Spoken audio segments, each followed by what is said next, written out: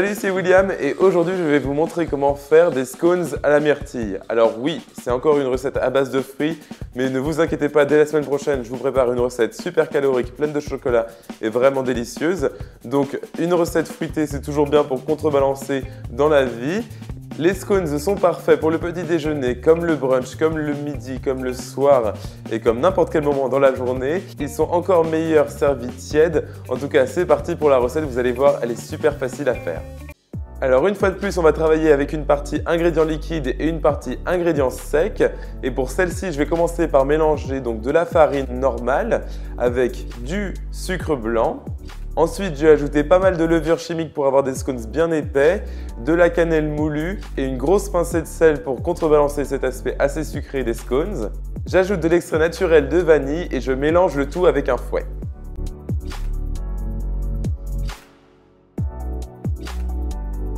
Dans mon autre saladier, je vais mettre mes ingrédients liquides, donc à commencer par un gros œuf. Je vais aussi ajouter du yaourt grec. Vous pouvez utiliser de la crème fraîche épaisse, 30% de matière grasse, ce sera encore meilleur, mais je n'en avais malheureusement pas sous la main et c'est à se demander comment c'est possible sur cette chaîne YouTube puisque vous connaissez mon amour pour la crème fraîche, mais du yaourt grec fonctionne très bien aussi. Et je mélange une fois de plus avec mon fouet.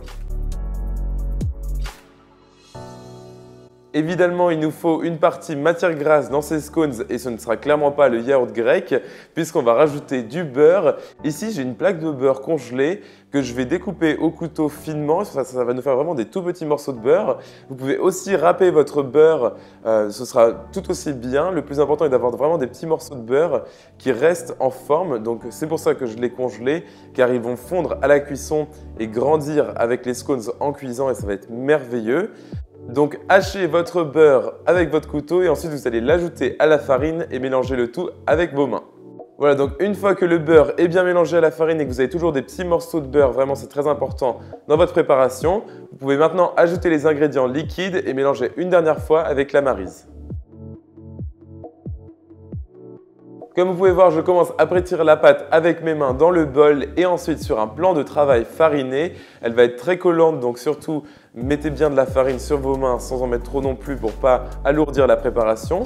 J'ajoute maintenant la partie fruitée. Donc aujourd'hui, j'utilise des myrtilles, c'est vraiment un classique quand vous faites des scones, mais vous pouvez utiliser n'importe quoi, des framboises, des fraises, des abricots, des pêches, peu importe, ce sera délicieux. Si jamais vous utilisez des fruits congelés comme moi aujourd'hui, surtout ne les décongelez pas, ils vont décongeler en cuisant. J'ajoute donc mes fruits et je vais pétrir à nouveau et former un disque de pâte.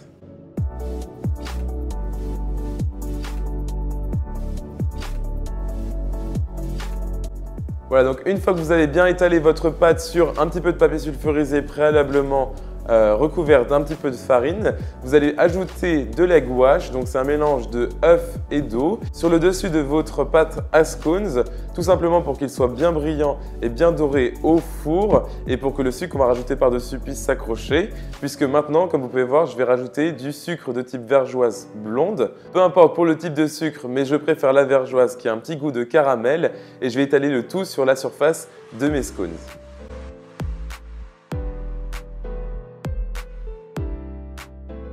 Voilà, donc maintenant je vais découper mes scones avec un couteau en faisant la forme triangulaire assez traditionnelle. Je vais en faire 8 à partir de ce cercle qui fait environ 28 cm de diamètre. Et ensuite je vais cuire le tout dans mon four préchauffé à 180 degrés Celsius pendant 20 à 25 minutes jusqu'à ce que le tout soit bien doré et bien cuit. N'hésitez pas à retourner un scone par exemple et à regarder si le dessous est bien doré aussi. Laissez-les ensuite refroidir un petit peu à température ambiante et mangez-les tièdes, c'est encore meilleur.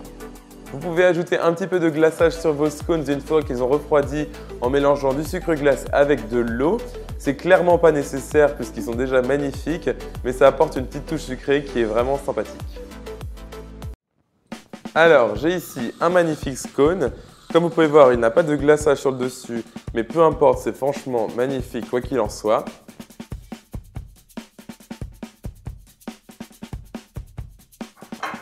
Franchement, c'est parfait. Ils sont vraiment délicieux, encore tièdes. Plus ils sont frais, meilleurs ils seront. Donc n'hésitez pas à refaire cette recette en la retrouvant sur mon site internet williamskitchenblog.com où je vous mettrai toute la liste des ingrédients ainsi que les différentes étapes de la recette. Vous pouvez aussi me suivre sur mes réseaux sociaux, donc Facebook, Twitter, Instagram et Snapchat. Et moi je vous vois dans une autre vidéo la semaine prochaine, encore plus gourmande et pleine de chocolat. Salut!